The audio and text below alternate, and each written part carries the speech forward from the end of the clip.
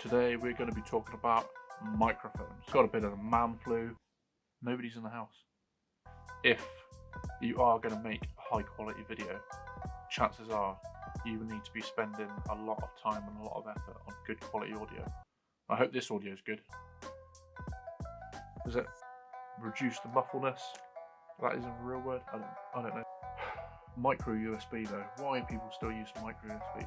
Good morning and welcome back to the channel.